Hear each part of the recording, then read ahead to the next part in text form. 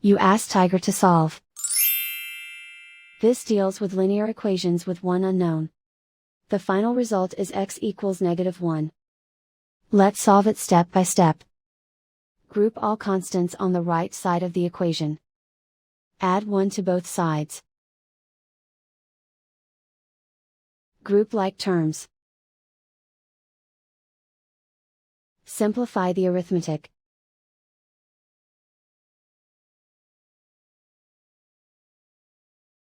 Isolate the x. Divide both sides by -8. Cancel out the negatives. Simplify the fraction.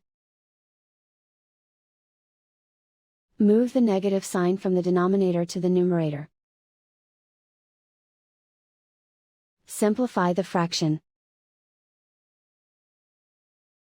And so the final result is x equals -1.